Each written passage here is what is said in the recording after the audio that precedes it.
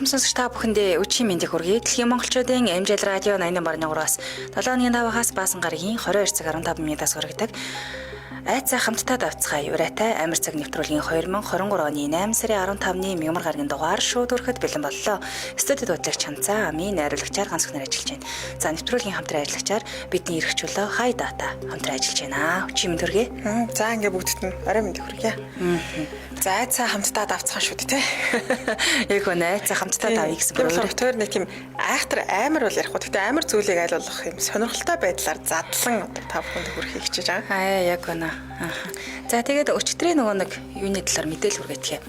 Өчигдөр нөгөө нэг ихний хамгийн анхны дугаар хүрсэн шүү дээ. Хүрээд хамгийн их шеэр хийсэн сонсогчийг одоо татар хамтлагийнхоос билетээр шагнана гэж тэгжсэн. За тэр дундаас ялагч маань тодорсон. Нэгт хоёр дахь ирэхэд нөгөө өөр дээрээ паблик тохиргоодоо хийгээгүй учраас эндээс нөгөө нэг хин хитэн шеэр хийсэн нь ерөөсөө сайн мэдэгдээгүй. Тэнгүүд паблик тохиргоодоо хийсэн шеэрээс ялагчаа тодруулсан байгаа шүү гэдгийг бас хэлээ тийм ээ.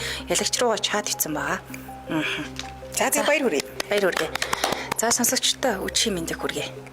За гайхаад бэлэн. За хоёлаа юу ярих талаараа товчхон хэлчихье те. За тэгье. За өнөөдрийн хувьд бол би юу ярих гэж байгаа. Монголчуудын хамгийн их одоо сүсэг бишрэлтэй одоо хүртэл явж байгаа. Гэртээ нэг сүүжний яс хануулдгүй шүү дээ тий. Нэг бол хануулахаар бол ингээд сэтэлж ингэж хайдаг шүү дээ. Тэрний талаар яагаад юм учиртай юм бэ гэдгийг тайлбарлах юм. Бас сонирхолтой тий. Би өөртөө мэдэхгүй байна. За би солонгос сүнсний тухай бэлдсэн. Хадранд гараагүй эмхтэн сүнс болон за үе удмаар ингээд дагаж явдаг юм 5 үеэрэн жилөө дагаж явдаг сүнсний тухай богинохон түүхийг бас танилцуулахар бэлдсэн баа. Зөв. Яг мэдээлэл хөтөлбөр гэх юм ээ. За яагаад сүүжний ясыг гэрт хонуулдаггүй юм бэ гэдэг маань учиртай. Энэний талаараас тайлбарлая. За эрт нэгэн цагт Бадарчин эзхүү говийг туулаад явж байжээ. Орой болоход нь айл таараагүй юм байна. За яана одоо хээр хонхол болж дээ гэд бодож явтал нилээд хол орших газар гэр шиг юм цагаан юм харагдчих гин л дээ. Тэгэхээр Бадарчин ихэд баярлаад айлд очиж хонохоор алхаагаад хүрэгтгэн явсаар очтол гэр биш нөгөөтг нь өгөрсөн сүүжний яс хөвтчихэж гин. Нэгэнтээ гэгээ тасарч байсан учраас аргагүй тэндээ хонохоор болж. Шүн нойрон нүд нь ганц нүдтэй чөтгөртөө зодолтоод болохоо байхаар нь Бадарчин уурлаад энэ муу чөтгөрч одоо ямар хаашаа юм бэ?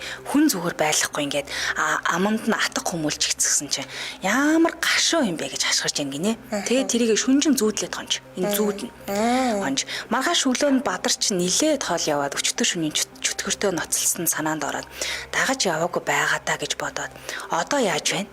Гэж асууж байна гэсэн чинь гашуун байна гэж чөтгөр хариулчихлээ. Дагаа яваад.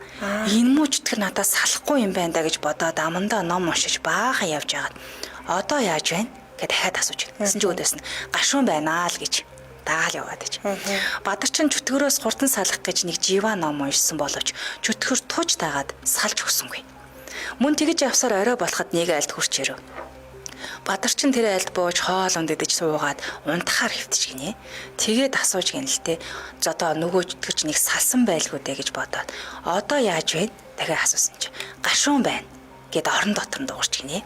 Ямар амар юм бэ? Орон дотор нь юу гэж өвөдөр одоо даал явж байхгүй. Бадарчин чөтгөрөөс яаж нэг салъя даа гэж бодож яснаа гинэт нэг арга олж гин. Чи унтаж бай. Би гарч шийчгээд ирээ гэж хэлчихэд Бадарчин гараа явчих гин л те. Тэгээд айлын гадна гараад одоо яаж вэ гэж асуусан чи юу ч дуураагүй юм байна. Бадарчин баярлаж тэр чигтээ цаашаа алхаад явж байна. Өглөө нь айлын хүмүүс босч цай ундаа уугаад Бадарчин босгүй болохоор энэ Бадарчны бие нүгдсэн юм биш байгаа та гэж ярилцаад хүнжлийг сөхөт хартал өгөрсөн сүүжний яс хөвтчихэж ирнэ. Гэрийн эзэн зочид сандарч өчигдрээ ирсэн Бадарчин чин чөтгөр байсан юм байна гэж хэлэлцээд өгөрсөн сүүжний ясыг гаалтж хатаахт нь гашуун байна гэж хашгирсаар түлэгдэж үнс болсон гэдэг юм байна. Энэ цагаас хойш сүүжний ясыг гэрт хонуулдаггүй домтой болж гинэ. Тэгээд гэрт хонуулдаг юм шүү дээ. За тэгэхээр үүнтэй холбоотой нэгэн түүхийг бас яриад өгье. Тэгэхээр энэ яагаад сүүжний ясны нүхэнд нь сүнс хорогддөг юм бэ гэдг нь бас тайлбар байгаа юм л та. За яагаад юм гэхээр Хошуу ноёны охин Минд гих харц ардын хүүтэй хайр дурлалын холбоо үүсгэж бие биедээ сэтгэлтэй болж гинэлтэй. Хошуу ноён үүнийг мэдээд охиноосоо салгах гэж бүхий л аргыг хэрэглээд ядав гин. Хичнээн хорт цагтсан ч яаж игээд уулзч учраад охин нь бүр гэр орноос оргож босоод болтгоо гинэ. Ноёны шивгч Миндийг хугацаагүй цэргийн албанд явуулахыг санал болгож ноёнч зөв арга хэмээн олзуурхан сэтгэлдсэн болгож гин. Түүнийг яваад тун удаагүй байтал хайрт бүсгүй бие давхар гэдгээ мэдэж бөөн баяр хөөр болж гин л дээ. Сэтгэл залуу Миндээс нь Миндийн сурагч үгүй алдран хэсэг хугацаа өнгөрч.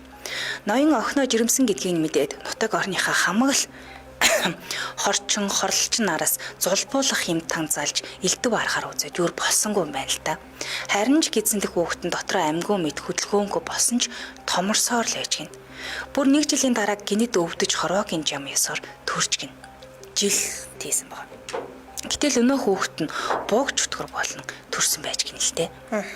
Үс хумс нь ургаж нүд нь бүлтрэх шахсан хөл гар нь зигзээс нарийнхан дэгээ мэт махир мөнхөө ангалтсан том амнаас нь аимшигтай том соёо цохож байж гинэ. Ээж нь үүнийг хараад ухаан алдаж унаж зарч шивчэнгүүд нь өнөөх үрийг нь амьдаар нь хээр болж орхижилтэй. Орой бүсгүй ухаан орж ой санамжаа цуглуулан байх үеэс өнөө үүр нь гэрийн тойрон эргэлдэж ээжээ хэмээн уйлан дуудаад байж гин. Их хүний сэтгэл үүн тэмтэрч үзээгүй муухайч урмэн билээ. Үүр шөнийн заагаар очноо. Ээж нь өглөж дуудаад яах вэ? Үе мөчөө амраа хэмээн шивнэн шившгэд өнөө чимээ алга болон өрч өтгөрч тайвширч гин. Хэдэн шөнийн дараа ноёны охин нэрэл үүр шөнийн заагаар өнгөрч гин. Тэр нутагт Минжийн хангаа соёо гэд уул байж тэр уулан дээр охины шарлыг дааванд ороогоод цэнхэр адгаар толоог нь ороогоод орхиж гинэлтэй. Гэтэл түүний сүнс хорогдож тэр уулан дээр хүн байтугай мал гардаггүй болж гин. Ороос нь цагаан даавууга цагаан морь болгон унаад хадгаа цэнхэр торгон дээл болгон өмсөж өөрөө үзэсгэлэнд бүсгүн дүрээрээ орой бүрийг болоод хангинтал дулсаар явдаг болж гин. Минжийн хангаа соёны бичит гартал хүлээлээ Миндийн хүлээхээр Мондийн хүлээх нь биш явдаа гэж дуусаар олон жилиг үдэж тухайн нутаг орноос хүн мал дөрвөд удаж гинэлтэй нарахгүй шүү дээ. Гэтэл тэр олон жилийн дараа Минд цэргээс халагдаад ирж гин. Ирүүт нь хайрт бүсгүйгээ сургалж хүмүүсч болсон явдлыг нэг тийгэнгүй ярьж өгч гин. Түүнийг сонссон Минд уйлан хайлан Минжийн хангаа соёон дээр гарч гинэлтэй. Тинхүү хүлээж байтал нэрэл морины туурайн чимээ гарч хайрт бүсгүйг нь хоолоогоор хангинтал дуулсаар ойрт ирж байна. Хартал өнөөх бүсгүй нь үхэж өргөцсөн гэхээргүй урдын адил царай зүстэй хിവэрээ гараад ирж гинэлтэй. Тэр хоёр ч учирч хинхнийхээ учир авдыг хэлэлцэн ойлголцож гин. Шүнжин ярьж үүр цайхын алдад Минд бүсгүйгээ хамт гэртээ харьяа. Юу ч болоогүй, юу ч өөрчлөгдөөгүй байна хэмээн ятгаж гинэлтэй. Бүсгүй үгүй би харж болохгүй. Би ч өгцөн хүн шүү дээ. Хад чулуун дээр тогтсон ус сууж, хаягдсан муутсан сэгзээ мэдэж авах ёстой юм. Ийм л зовлонд унаж, тийм л үлийг эдэлж авандаа гэж уйлж гин. Миндийг хараад зүгээр л харагдах тул итгэсэнгүү хамт харьяалгээд ээж. Бүсгүй аргаа бараад чи надад итгэхгүй байгаа бол миний нуруу гэлээд үз гэж гинэлтэй. Минд ээлж үзтэл ясны яргэж хөрсөн газар нь үүрч унаад ээж гинэ. Хайртай бүсгүй гэх юм. Минд тэгээд чи надтай яаж яриад байгаа юм бэ гэж асууж гин. Бүсгүй хариуд нь би чамааг хүлээж байлаа. Чамтай л ярьж чадна. Өөр хинч намайг чиний харж байгаа шиг харж чадахгүй. Өөр хинч намайг сонсож чадахгүй гэдээлээ ингээд тайлж гинэлтэй. Өмсчихсэн. За буцаага өмсөө. За ингэж дээлнийхэн дотроос өгсөн хүний хэрцээсэн яс гарч ирж байна. Амен. Ингээд Минд аргаа барж итгэж байгаа юм л да хараад аргаа барж уулнаас бууж. Маргааш оройн Минд нутгийнхаа хамгийн том ламыг залж өнөө ууландаа гарч гинэлтэй. Бүсгүйж дуугаа дуусаар уулнаас буугаад ирж. Миндийг хараад дахин чимээ ирэхгүй байх даа гэж бодож байлаа гэд ирэв. Өнөөх ламч номоо уншиж эхэлж гин. Үүнийг харсан бүсгүй сүнс тогширч жинхэнэ төрхөө харуулж гин. Олон жил ууланд оргонсон үзэсгүй муухай дөрхтэй өвгүйшгэ заваа амтан лам руу орилон дайрч гинэ. Номын дуу чангарах тусам холдор сулрах бүр дайрцаар өглөөтэй арайхийн залгаж салтаа лаймаалцсангүй гэж лам өгүүлж гинэ. Минжийн хангаа соёны богж тэрийг чадан ядан дарлаа. Тэр хонхоор нэг юм үлдсэн байгаа. Аваад ирэл гэсэн байна л да. Тэгээ Минд очоод тент нь очтол хэлхээдээ сүүжний яс хэвтэж байж гинэ. Түүнийг аваад иртэл лам шившин тарин уншаад үүнийг сэтгэл гэхэд Минд ёсоор нь болгож гин. Гэтэл хайртай бүсгүйгийнх нь хоолой гарч яах ингэж л нэг юм сулрах гэж гэсэн дуу гарсан юм байна. Ингээд холдон холцороод гэж. Ингээд сүүжний ясны нүхэнд хоригдсон бүсгийн сүнс чөлөөлөгдөж төрлөө олсон юм гинэ. Үүнээс хойш сүүжний ясны нүхэнд сүнс хорогдож бөө хэмээ үзэж гэрт хонуулдгүй, дээрээс нь хэрвээ хонуулах бол сэтгэл зоригтой болсон домтой юм байна.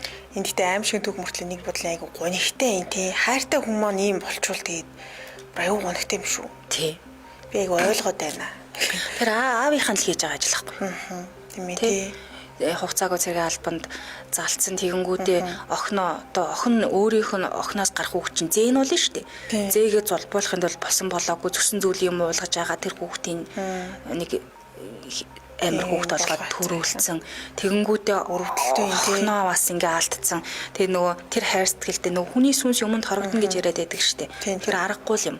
Тэр нөгөө хайртай залууга хайрцны мэдтгүү, эзэн эрсний мэдтгүү хүлээгэлээдэг. Тийм учраас тэр залуу хүрээ зэрэнгүүт яг л нөгөө гой төрхөөр харагдах гэдэг хөрх юм ин бас тий. Би тэгтээ бас эвгүй тий. Яг хавцаа ингээд дуулаад морьтой үед байвал заал гэж ботгол ахaltaа жоох юм мууц ингээд хөдөө явж байгаа юм байна.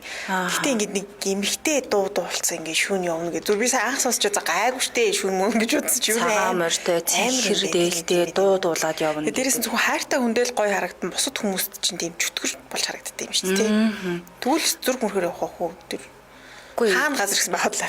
Тийм энэ хангаа гэдэг. Ямар сайндаа л одоо домг нь ийм л юм байна. Гэтэл бид нар нөгөө сүүжний яс гэрт хонуулахгүйгээл яг ямар утгатайг нь мэдэхгүй л сэтгэлээд байдаг ус би ч мэддэггүй. Би ч гэсэн мэдгүй яг ингээд сэтгэх ёстой гэж ёстой гэдэг л боловч ямар учиртай вэ гэдгийг мэдэхгүй байсан юм. Гэтэл энэ чинь сүүжний хонхорхоод хүний сүнс хорогддаг юм байна.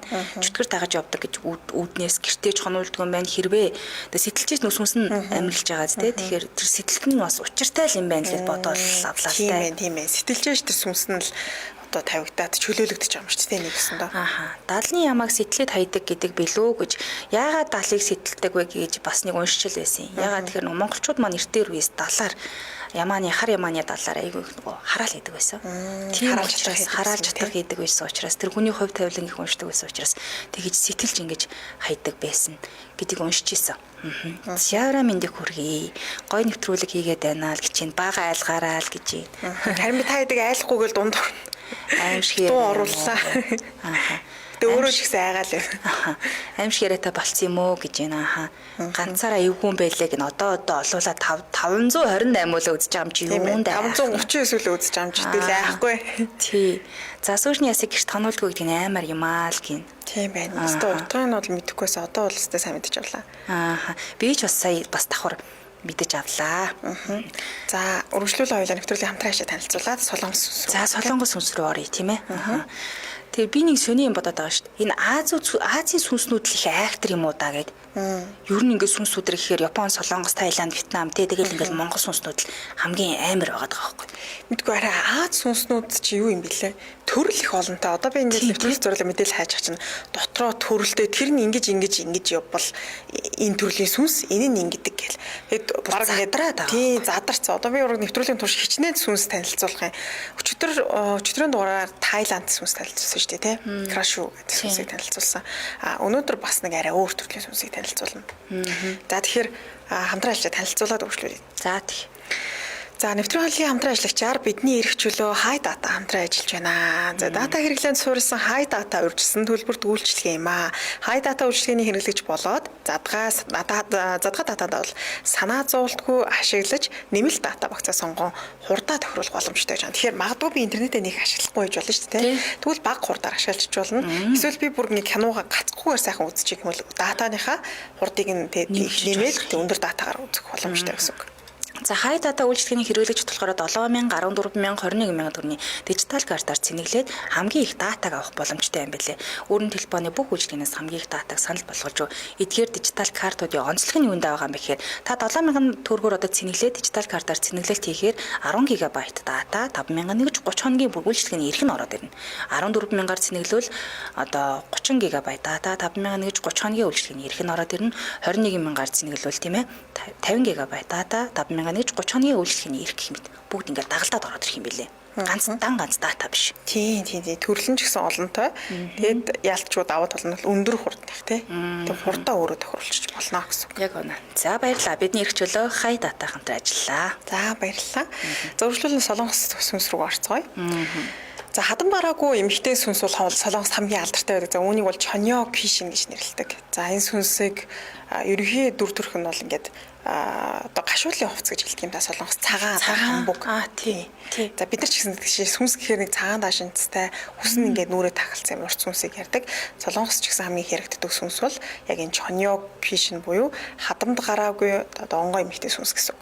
За энэ сүнс бол хамгийн алдартай. Гэхдээ үүнээс гадна нэг алдартай сүнс байдаг нь сүүлийн үеийн хувилбар гэж хэлэх юм уу? Шинги вонью гэж сүнс байдаг л та. За энэ шинги вонью гэдэг сүнс нь бол гэр дотор хөвчлэн харагддаг. За тэгээд энэ Чоньё Квишнаас ялгаатай нэг юм бол ер нь төстэй. Тэгтээ ингээд эд эрэхтэн салдаг гэх юм уу? Тийм төрлийн сүнс юм байлээ. За тэгээд энэ сүнсийг яаж ялгах вэ гэхээр хөвчлэн таазнаас гарч ирдэг. Ингээд шүн унтж яхад ч юм уу ингээд таазнаас ямар нэг унж байгаа ч юм эсвэл нэг юм эхлээд их чимээ гардаг гинэ ингээд нэг юм хятансан ч юм уу нэг чимээ гараад тэгээд ингээд нэг нэгээр юм унж байгаа чимээ гардаг гинэ ток гэл доош унж байгаа чимээ тэрний юу гэхээр ингээд эд эрэхтэн тусдаа бүгд салцсан тэгээд нөх хөл гар эд эрэхтэн толгоонууд ингээд унж байгаа юм байна л та тэгээд тэнийг нэгээр ундаг тэгээд тэр унаад хоорондоо бие биенийг хайдаг гинэ тэр миний хөл одоо юу ч гээд ингээд нийлдэг гинэ. За тэгээ эхлээд толгоон биеийг нийлүүлж өнгөтэй хөл мөлөө хайдаг. Тэгээ тэрийг нөгөө гарсан хүн шууд айсанд олоод одоо өгчдөг юм байна л та. Тийм төрлийн сүнс гэж байна. За тэгээ энэ сүнс нь хамгийн анх хаана үзэгдсэн, юу бичигдсэн бэ гэхээр 1678 онд домгийн ном байдаг юм л да Солонгост. Дээр үеийн судар гэж хэлж болно. За энэ судар төгөөснөр энэ Шинги вонью гэдэг сүнс тухайн үед нэгэн тосгонд их үзэгдэжсэн гэсэн мэлээ. За чусооны үед нэгэн түшмэл хятад руу явсан юм байна л да айлчлагаар болоод. За тэгж явах үедээ замдаа юм дэм буулууд ихтэй байдаг. За Солонгос дээр үеийн кинонуудыг ч гэсэндээ түүхэн кинонуудыг үзэх юм бол ч гэсэн харагддаг. Ийм жижигэн гэрүүдтэй тэгээ тэндээ ингээд хүмүүсийг айлч ингэждэг хонуулдаг мөнгө авдаг. За тэгээд энэ чусооны үеийн түшмэл хятад руу явах замдаа нэг дэм буудалд хоноглохоор болжээ. Тэгээ хоноглохоор болсон чинь тэр тосгоны хүмүүс нь бүгдээрээ хөөе наана битгий хоноо наад одоо дэм буудалж хийвгүй битгий хоноо гэж хэлсэн гинэ. Харин түшмэл бол ер нь жоохон зүрх сөрөгтэй хүн. Тэгээд яах юм бэ? Би яагаад тарай энэ хүмүүсийг үхээд байгааг мэд хэрэгтэй байна гэж хэлсэн гинэ. За тэгэл яг нөгөө өрөөнд нь ороод тэр өрөөнд чинь энэ түшмэлийг очихос бол маш олон хүмүүс ингээд үүд болцсон юм байна л. Тэгээ тэр өрөөнд ингээ ороод хонсон шүн яг ингээ унтчихсан чил таазнаас ингээ чахтнах чимээ гараал тэгэл нэг юм ингээ так гэл унж гэлсэн гинэ. Тэгэл ингээ юу юм болоог ингээ харсан чинь яг нэг эмхтэй сүнс. Тэгэл ингээ нөө бие минь салцсан ингээл сонин эвгүй хөдлөөл тэгээ ингээ босч ирсэн гинэ. Тэгээ энэ түшмэл залууч гэсэн нэлээ юм зориг зүрхтэй байсан болохоор айсан ч гэсэндээ түүнийг ингээ дараад нөгөө сүнстэй одоо нөгөө их биеийг ингээд олоогүй бүрэн болоогүй ах үед ингээд нөгөө ингээд мөлхөж явах үед нь асуусан гинэ. Чи яагаад ингээд энд хүмүүсийг айлгаад хүмүүсийг алаад байгаа юм бэ асуусан гинэ. Тий. Тэгээ асуусан чинь нөгөө сүнс би бол ерөөс ингээд хүмүүсийг өхүүлэх зорилготой байгаагүй. Би зүгээр хүмүүстэй ярилцахыг хүссэн. Тэднэрийг бол би ерөөс алаагүй гэд. Яа тэр хүн нөгөө айхаар хитрхи айснаас болоод ингээд клаб нь хатж байгаа юм л да. Тэгээд хүмүүс үхээд исэн. Тэгээ бүсгүй өөрөө ихэнх түүхийг ингээд хэлсэн гинэ. Би бол ингээд ийм юу бол байгаагүй анханасаа гэд өөрөө түүхийг тэр түшмэлт хэлсэн ба. Тухайн тосгоны дууч юм байсан гинэ. Тэгээ дууч юм байх үед нь за ажуун гэж хэлдэг. Энийг занаа ханзаараа задлах юм бол чусооны үед байдаг. Одоо төрийн албан тушаалтны нэг юм өрг гүцдэгдэг албатан ажилтан гэсэн. Ийм ажуун гэх албан ажилтан энэ дууч имийг ардаас л ингэ гүйдсэн юм байна л та. Надтай уулзаач уучраач гэд. Тэгэхээр нь бүсгүй ерөөсөө эсрэгүүцэд уулзахгүй байхгүйгээд тэгээд ийм уулын ойролцоо уулзж хагаад бүсгүйг ийм хадны доор ингэ түлхээд алдсан юм байна л та. Хадраа түлхээд тэнгуү дээрээс нь чулуун мулаа хайцсан юм шиг л том. Тэгээд нөгөө дэрхт ингээд үе мууярээс халаад өнгөрцөн зайлвал тэгээд түүнээс хойш ингээд тэр тосгоны сүнс болсон. Нэг өсөнд бол өөрийнх нь ингээ хорсол гэсэн үг шүү дээ. Гомдолтой байгаа насвар суучраас тэр гомдлоо л тайлж чадахгүй л энэ тосгонд ингээ хорогдоод хаасааг ингээл ороод явууддаг.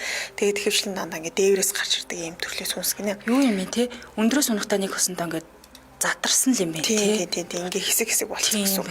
Тэгээд хүмүүсийн өмнө харагдахтаа ч гэсэн хэсгээрээ гарч ирчээд дараа нь ингэж биеийг буцаж нийлдэг. Тэг үүнийг л хүмүүс харж чадахгүй ингээд нас орчдөг гэсэн гэсэн. За тэгээ энэ түүхийг нөгөө түшмэл хийлдэг намайг ингээд алдсан юм. Би одоо тийм учраас ингээд маш их хорсолтой байна. Миний энэ гашуудлал гомдлыг тайлж өгөөч гэж хэлсэн. Тэгээ түшмэл өөрөө нөгөө сүнсэнд хэлдэг.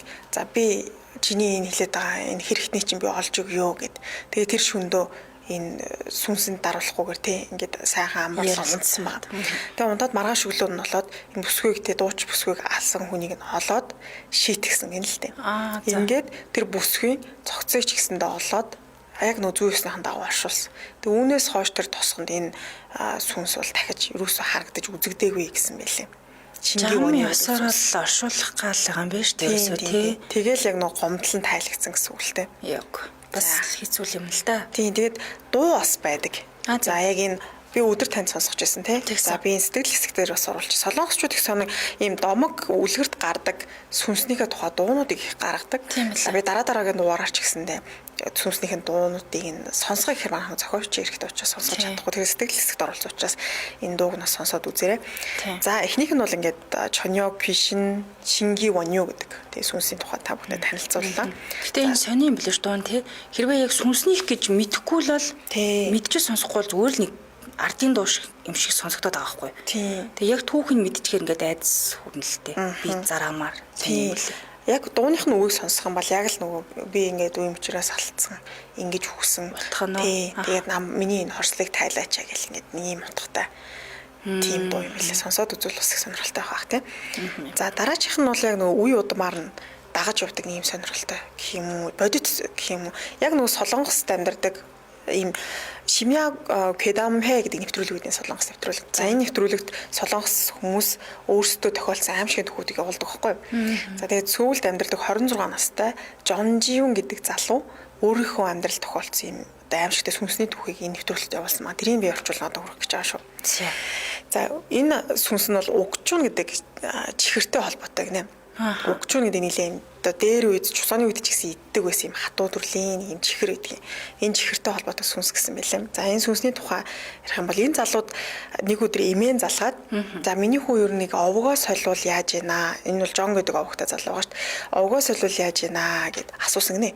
Тэгэхээр нь гайхаад яагаад эмээ би овгоо солих хэвтэй гэж юу болсон юм бэ асуусан чинь би чамд нэг ийм одоо манай удмын гэх юм уу түүх ярьж өгөө. Тэгээд ийм сони юм болсон юм аа. Чи юу овгоо солиод өгчүүл их сайн байна миний хүү гэх ингээ эмээ ярьсан гэнэ л дээ. За тэгээд энэ түүхийг энэ залуу энэ нэвтрүүлэгт явуулсан маа. Эмээ нь залуу байхдаа буюу 1979 онд одоо хүүхдээ гаргаад төрөөд удаагүй байхдаа хүүгээ унтуулчаад тэгээд өөрөө ч гэсэн ингээ нам унтцсан гинэ. Тэгээд унтцсан чинь нөгөө өдөр байсан нэг мэдсэн чи орой болчих. Тэгээ орой болсон болохоор яана одоо нөхөр минь ирэхээс өмнө хоол ундаа бэлтье гэдэг ингээд хоолоо бэлтгэхэд боссон маа. Тэгээ боссон чинь солонгосчин дээр тийм мессеж дээ нэг юм голдоо ингээд цэцэрлэгч юм ингээд суух хэсэгтэй гаднаа юм хашаатай ийм айлууд өгдөг гэсэн. Яг тийм байранд амьдардаг. Тэгээ сэрээ за нөхөртөөж хоол ундаа бэлдье гэж бодож байсан. Гаднаас нь хаалган маш чанга ингээд зогсон гинэ. Зохих гэхээс илүүтэйгээр баг ингээд хөшгөлж байгаа гэсэн юм тийм чанга чимээ сонсогдсон гинэ. Тэгээд хүмүүс нөгөө бүсгүй маань гайхаад энэ доо юу чимээ вэ гэд очиод хаалгаа нээсэн гэж байгаа. Тэгээ хаалгаа нээгээд харсан чинь гадаа нь за солонгос дээр үе нэг юм хурмын хувц байдаг юм. Нэг улаан өнгөтэй. Энэ солонгосчууд яг үндэсний журмаар хурмаа хийхээр улаан өнгийн хувц өмсдөг байхгүй. Тийм улаан өнгийн нэлээд ингээд хуучирсан шороонд дарагдсан тийм хувцастай. Тэгээ үсээ сул тавьсан. Тийм ус мөсөн ч гэсэн аймаар тослогдсон. Тийм хүн зогсож ирсэн гинэ эмхтэй. Тэгээ гайхаад нөгөө бүсгүй асуусан маа. Юу хүн бэ? Яах гэсэн юм бэ? Энэ хар шөнөөр яагаад манай хаалгыг зөгч нэг асуусан чинь өөдөөс нь ингээ инээсэн гинэ. Зүгээр л ямар ч мэлхгүйгээр инээсэн.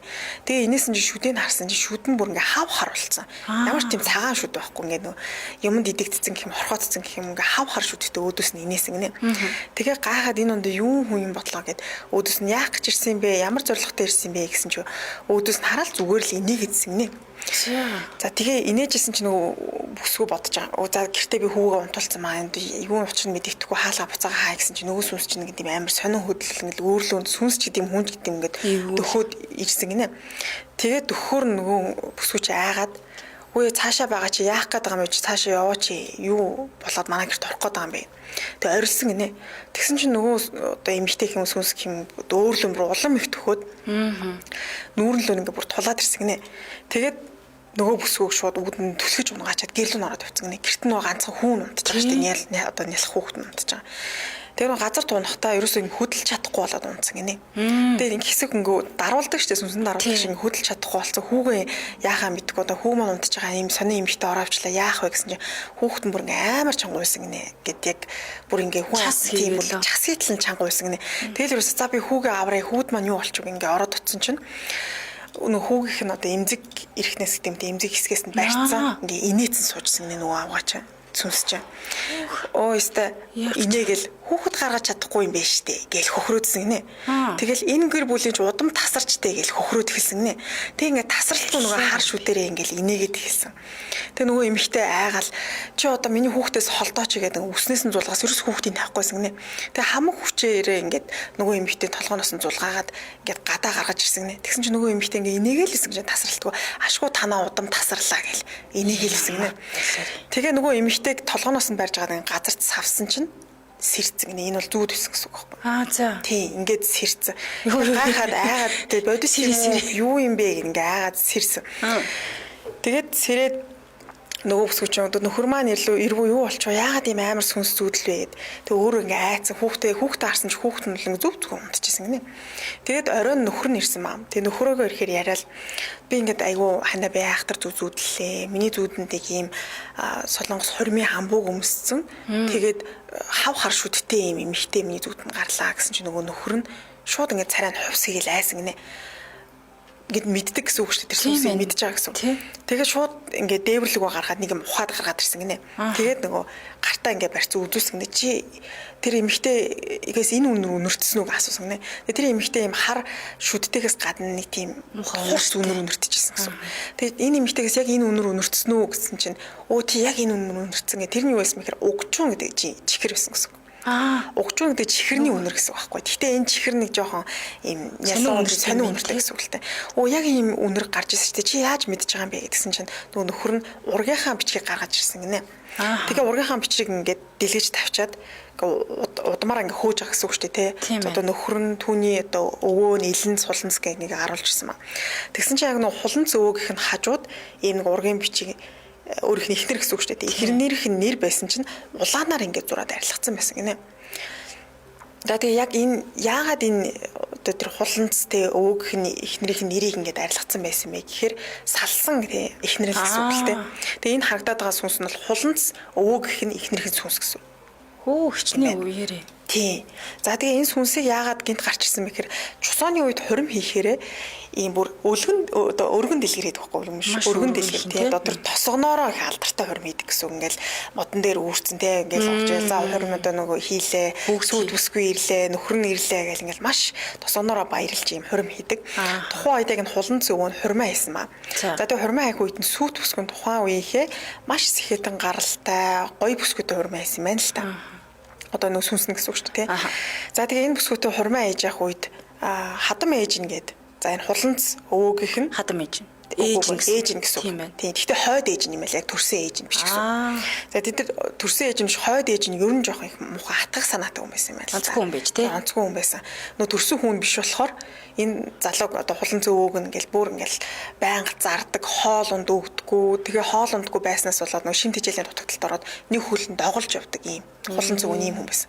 Тэгээ хурмаа хийгээд эхнэрийг нь анхандаа нөгөө хадам ээж нь л тэр ихнэрийг ингэдэг гэсэн нэг гэртээ сууж гэртээ суужээ сайхан сэхэтэ айлын бүсгүй гар хөлөө хөдөлгөөд яах вэ гэж хэлдэг. Зүгээр суужээ л гэдэг юм тий. Тэгээ сүүлдээ гэрээсээ ингээд нөгөө бүсгүй гарах гэхээр чи өрөөндөө байжээ яах гэж гараад байгаа юм бэ загиндаг байсан гэнэ хадам ээж нь. Тэгээ ерөөсө гадаад салхилах боломжгүй дандаа гэртээ л ингээд сууждаг байсан гэнэ. Тэгээ сүүл рүүгээ ингээ яг нөгөө хоригдсон гинэ. Бараг ингээ гарах боломжгүй. Дээрээс нөхөр нь ерөөсөө өөр дээр нэрдэг байсан гэнэ. Хулан цогоо нэрдэг байсан гэсэн үг шүү дээ. Сүнс бүсгүй дээр ирдэг байсан.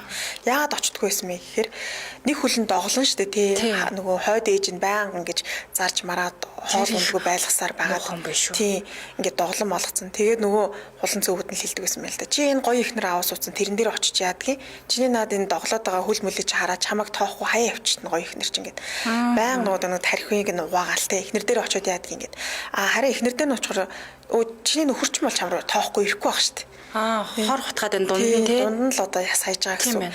Яагаад тэгэхээр нөгөө хойд ээж шүү дээ тий. Тэгсэн нөгөө хүүхэд нь одоо өргөмөлч гэдэг юм уу тий. Өөрийнх нь хүүхэд биш учраас сайхан хүнтэй суучхаар нь хатаархсандаа л өөрөө бол хүүхэд гаргацсан.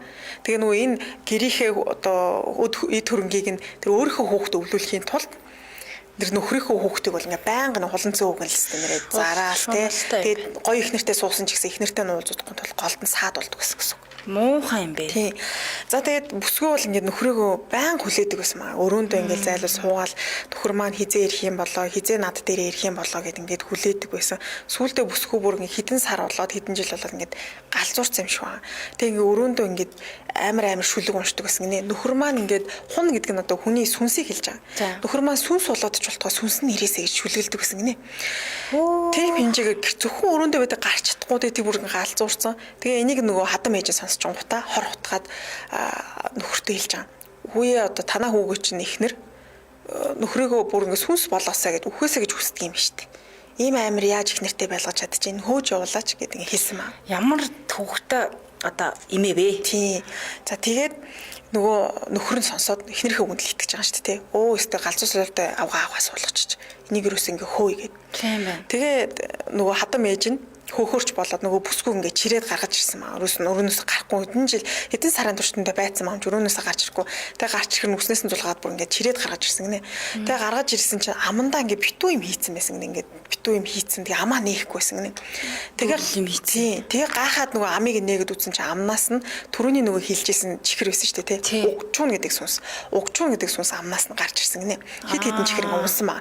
Тэгээ амаа нээсэн чинь тэр хавийн нөгөө гэрт нь байсан шивгчид бүх хүмүүс гайхсан гэнэ. Яагаад тэгэхээр шүдэн тэр чигтээ хав хор болсон гэсэн гэж. Тий. Тэгээ яагаад энэ чихэрнтэй холбоотой вэ гэхээр нөгөө нөхрийгөө хүлээгээл ингээ зайлуу сууж явах үедээ өрөөнд нь ингээ битүү чихэр тавьсан байсан юм байна л та. Тэгээ нөгөө чихрийг л идэл ингээ нөхрийгөө хүлээдэг. Идэл нөгөө нөхрөө хүлээгээл ингээ сүнсэн жолтгоо ирээсэй гэл ингээ сууждаг байсан. Тэгээ сүултээ галзуурсан. Тэгээ ерөөсөө чихэр идсээр байгаа шүдэн ингээ хорхоотоо тэр чигтээ хар болсон гэсэн үг л те. Ингээд гэрээсээ хөөж яваад сүултээ нөгөө бүсгүй маань ингээ ор сургуу алга болцсон. Үсэн амьд мэдэгдэхгүй. Тэгээ ингээд тэр гэрийн сүнс болсон гэсэн үг байна. Тийм байна. Тий. Тэгээд нөхөр нь өөрийг нь хайсан гэж бодоод нөхрийнхөө удмыг ингэж дагаж явдаг. Тэгээ одоо үр хүүхэдтэй битгий болоосай гэж боддог. Тэгсэн чинь яг нөгөө элэнц хуланц гэл ингээд яваад яг одоо энэ залуугийн тэр энэ түүхийг явуулсан залуу дээр ирсэн чинь энэ залуугийн тэр одоо эмээ ерөөсө хүүхэд гарах боломжгүй хүү төрүүлсэн. Тэгээ тэрийг нь тухайн үед сүнс нь олж мэдчихэнгүүтээ зүүдэнд нь орч ирээд өстө нэрээ үр удам гарахгүй хүүхэд гаргаж иж хөхөрч унаад баярлж байгаагаа хэлээд удам тасарлаа гэж баярлаа тийм шүү дээ. Удам тасарлаа гэж баярлсан гэсэн. Тэгээ тухайн бүсгүүч гэсэн тэг гайхсан маа нөхөртөө яагаад ингэ миний зүүдэнд орж ирсэн юм болоо гэд. Тэгээ тухайн үед чинь хүүхэд нь жоохон байсан учраас цаг хугацаа ч гэсэн яваад нөгөө залуу тэг үр хүүхэд нь хүүхдгүү болно гэдгийг ингээ мэдсэн байгаа юм л та. Тэгэхээр нөө сүнс бол ингээ амар мэдчихсэн гэсэн үг шүү дээ. Тэгээ тэр цагаас хойш яг сүнс нь харагдаагүй юм байл л дээ. Үр удам тасарч байгааг мэдсэн учраас баярлаад хамгийн сүүлийн удаа тэр эхнэрхэн сүнс эхнэрхэн зүүдэнд нь орж ирээд үр удам чинь тасарлаа гэж хөхөрж инээж яагаад ингээ явсан ийм л сүнс үйд юм бэл. Гол зорилго нь ерөөсөө үр удам таслах зорилготой тэгжээж л тайвшрах гэдэг л дээ. Хэл гомдолтой, маш гомдолтой. Тий, гомдолтой сүнсэл гэсэн үг.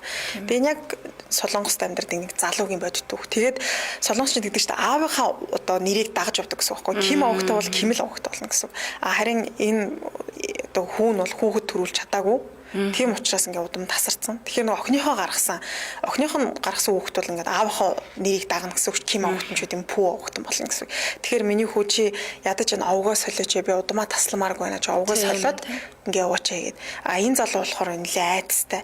Би бол ингээ овгоо сольжвал энэ сүнс дахиж гарч ирээд те миний өөр удамыг ингээ хөөгөөд авах гэдгээс айж байна гэд. Ийм аимшигтай түүх болсон гэд. Энэ нэвтрүүлэгт явуулсан юм билээ. Тийм би наач бүр бодит хүн тохиолдсон түүх шүү дээ. Тийм бодит хүн тохиолдсон түүхийг явуулсан байт юм билээ. За энийг бол би зүгээр орчуулан та бүхэнд хүргэсэн шүү.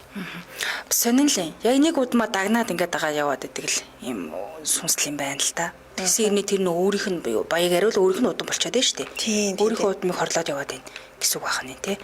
За өстө сонирхолтой юм бас акторл юм болох юм да. За тэгээ энэ нэвтрүүлэг дээр бас их сонирхолтой нэвтрүүлэг юу түүхүүд их гардаг юм билээ. Өнөөдөр сүнстэй гэх юм уу? Одоо юунууд хүүхэлдэйний тухай түүх байсан. Тэгээ би ч бас яг уг нь жоох аимхаа л да.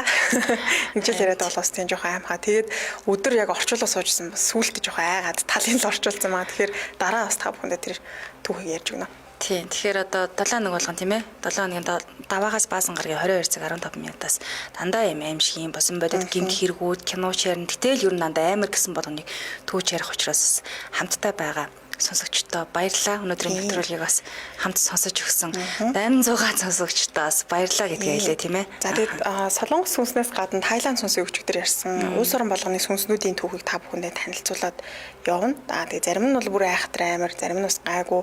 Гэхдээ нэвтрүүлгийн маань өөрөө бол айцаад авъя гэсэн үг тийм. Тэгэхээр та бүхэндээ айл болох тийм айлгах гэсэн үүднээс биш, айл болох сонирхолтой байдлаар. Нөгөө нэг юм бэд юм байна гэж мэдэх юм яар тийм ээ. Таны мэдхүү талаас гэх юм. Баярлалаа. Энэ дөрөв 7 хоногийн даваагаас басан гаргийн 22 цаг 15 минутаас та бүхэндээ хүргэж байгаа айцаа хамтдаа давцгаа юураатай амар цаг нэвтрүүлгийн 2023 оны 8 сарын 15-ны мэгмар гарагийн дугаар шууд түрээд өндөрлөлөө. Студид төтлөгч Чанцаа амийн найруулагч Арган Сүхнэр ажиллалаа. Нэвтрүүлгийн хамтран ажиллагчаар бидний эрх чөлөө хай дата байлаа. Тэгээд баярлалаа чагда. Баярлалаа. Сайхан амарцгаагаарай.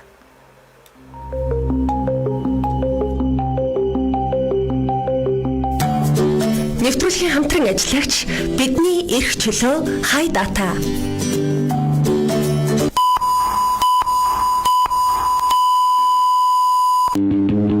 Амар цаг нэвтрүүлэг. Хөтлөгч Ами Чанцаа. Дэлхийн монголчуудын MJL радио 88.3